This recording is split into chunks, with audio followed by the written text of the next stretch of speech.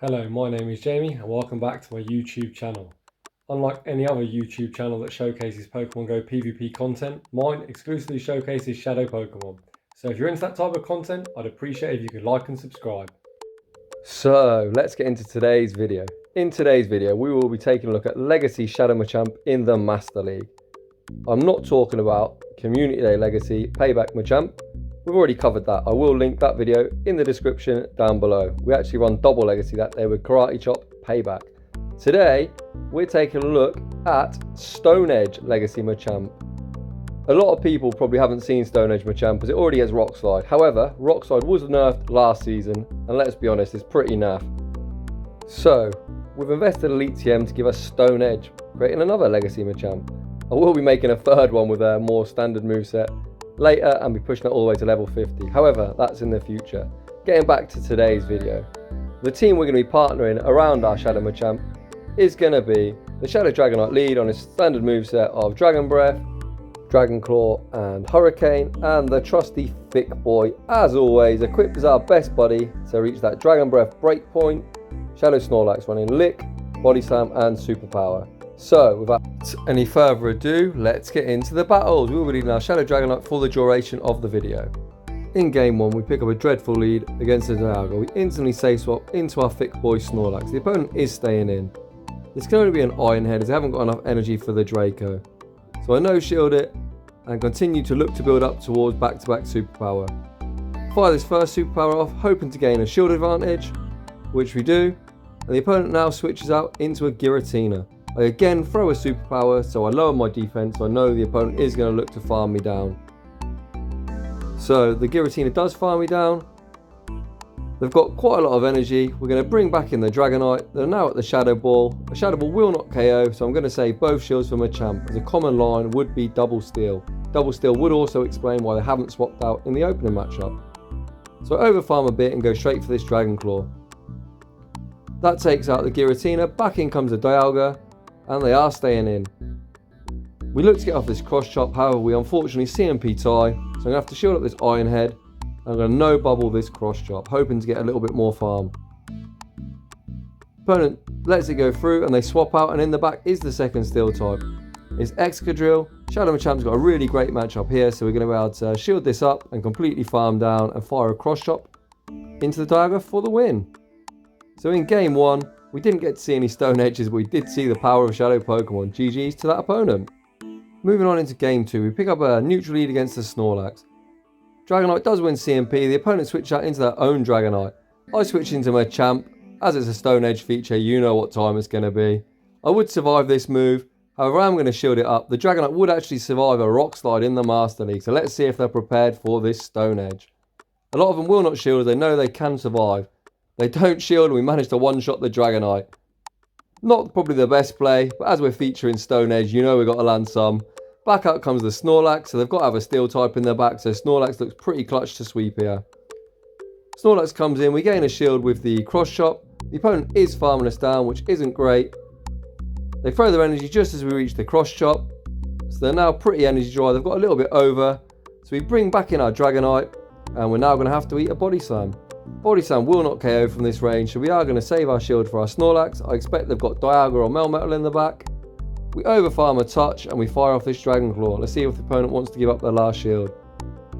The opponent lets it go through, and in the back, as we expected, is the Dialga. Snorlax Dialga in the one shield. You can go straight Superpower. Even if they correctly shield the first one, which would do more damage, the second one still almost KOs. So there's absolutely no reason to bait. So if you are in this matchup, I do recommend just go straight Superpower in the one shield. You can see they do shield correctly the first one. This second one's still almost going to take them out, and a couple of licks will be enough to take the match. You can see it put them deep in the red. 4 or 5 more licks, and that's a GG. Off to a 2-0 start. In that last matchup, if we would have thrown the Body Slam and they would have no-shielded, we could have actually lost the game, as we would have been unable then to get to the back-to-back Superpower. In this next matchup, we have another terrible lead against Dialga. We say switch into Snorlax, and fortunately for us, we draw out the Charmer. Snorlax is our only response to Charm, so we'd love to see it here. If they would have actually stayed in or switched to something else, we could be in a lot of trouble. So Snorlax is just going for these Body Slams. We do draw a shield. I don't really like shielding moves from Tokas. They normally are Ancient Power, like they do here. But like I said, we haven't really got another response for Charm, so we need this extra lick damage. And before we get Charm down, we go for another Body Slam. Opponent lets it go through, so we manage to win back switch advantage. They bring out the Dialga, so we're now going to switch this opening matchup, bring in the Machamp. And in the back is an Excadrill, so it looks like at this stage, Dragonite isn't going to have to do anything. Shadow Machamp is about to sweep. We shield up this Drill Rom, commit to the counter down, and we got back-to-back moves waiting for this Dialga. This first one should grab the last shield, which it does, and we're already at the second cross chop. This second cross chop is going to do huge damage. Machamp is going on an absolute rampage in this video, and before they even reach a move, we managed to counter down. So GG's to that opponent, off to a 3-0 start. Let's see if we can keep this momentum going. So we have Dragonite into Palkia. This is kind of a neutral-ish matchup. The Dragon Breaths from Palkia hit us a little harder than we hit them. Palkia is squishy, but Dragonite is super squishy. We go straight for this move. We draw a shield. We will survive. This move is only going to be an Aqua Tail. With that in mind, though, I'm not going to bother to shield as we are going to take shield advantage. So the Palkia takes us out and we bring in our Snorlax. And we are going to look for the lick down. Again, they're at a move. It's only an Aqua Tail. Snorlax is quite fixed. We do tank that. We are in the yellow, but we have got loads of energy. Let's see what the opponent brings in next. Opponent is waiting out their switch timer, or they haven't switched. There's no real point. And we have a Lugia. We are now in a bit of a rough spot, as our Snorlax is quite low. We do have a lot of energy. However, obviously Machamp doesn't really want to see Lugia. We are spamming out these Body Slams as much as we can. And we do realise that they are going to look to try and farm us down. So we switch into the Machamp and we are going to have to start shielding. Shield up this Sky Attack. We will outpace him to the next move with a Stone Edge. Let's see if the Lugia wants to shield. I'm unsure how much this will do, but Stone Edge is a good move. We do draw the last shield. The Lugia again is staying in. We're going to shield this up and we should outpace him to the next Sky Attack. So it's now a race. The Lugia does switch out into Melmetal, so this gives us a great win condition. We should be able to outpace him two cross chops. The first one comes through. One Thunder Shot before they reach the second move. We manage to get to the second cross chop. Our switch timer does pop up. So you see me spamming the Snorlax. Snorlax only a couple of licks away from the Body Slam, and this Body Slam should be enough to clutch out the game. So from a really rough spot, we managed to clutch out Game 4. Off to a 4-0 start. Into Game 5. Will we manage to go 5-0? We pick up a lead against the Garchomp. If it's on Dragon Tail, which it is, this isn't really great for us. However, these Dragon Breaths are really starting to shred down this Garchomp. We go straight for this Dragon Claw, expecting to grab a shield, which we do. Opponent is at a move. They haven't got enough energy for anything other than a Sand Tomb, so I'm not going to shield. I don't want to give up switch advantage, so we let the Garchomp farm us down at the cost of a shield. Again, they're at a move. They still don't have enough energy for anything other than a Sand Tomb, so again, I don't have to shield. However, I do now give up switch advantage and come and farm down with Machamp. So we've now got a Snorlax with energy and a Machamp up a shield. We draw out a Kyogre. We time our charge move quite poorly, allowing a Waterfall to come through. However, we should still get to the second cross chop, and this should get the Kyogre super low. Unless they want to invest a shield. They don't invest a shield, so we now got Snorlax up 2 shields against this loaded Kyogre and whatever they've got in the back. They're not going to be able to make back-to-back moves, so I imagine they'll go for their big move, which is a Thunder. And now Snorlax loaded, and we have a Heatran in the back. This is a really, really spicy pick. I'm hoping this matchup plays the same as the Dialga, so I should be able to go to back-to-back superpowers. No need to bait and win the match. However, these licks aren't doing nearly enough damage to the Heatran like they do Dialga, so I imagine it's a bit thicker.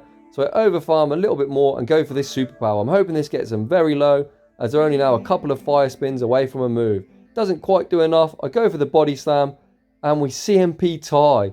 Heatran, although super bulky, looks like wins CMP against Snorlax. That was a really, really fun pick from the opponent, and the spice did confuse us. You can see there went 4-1 in that set. And in this last matchup, this is just a bonus battle. You're going to see us lead our Shadow Dragonite into Mewtwo. So Mewtwo does almost one-shot Shadow Dragonite with Side Strikes.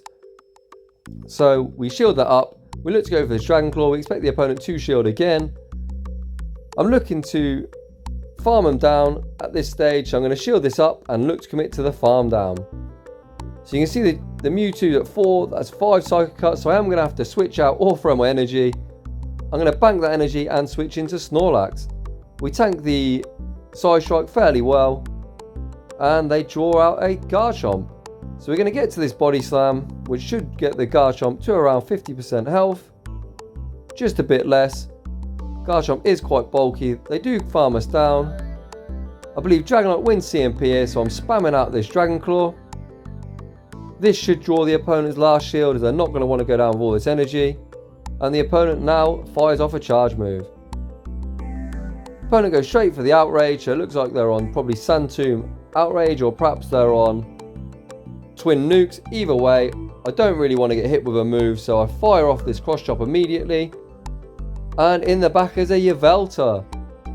So they're going to have to go for something other than Dark Pulse. We would survive. We outpace them to this Stone Edge, and we managed to one-shot the Yveltal. So like I said, just a bonus battle. You can there see that Stone Edge does come in really clutch.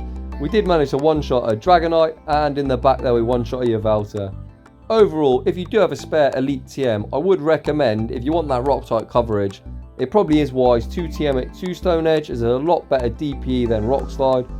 And in the situations where you are going to use it, like for example, you farm down a Steel type and see something like a Giratina, a Lugia, or Ho-oh come in, you're only going to get to one move anyway, so you may as well go with a harder hitting move.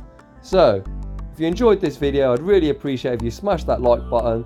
If you're new to the channel, consider subscribing. If you've got any requests on Shadow Pokemon you'd like to see in any league, post it in the comment section down below. I'd like to say thanks for watching, and I'll see you all in the next one.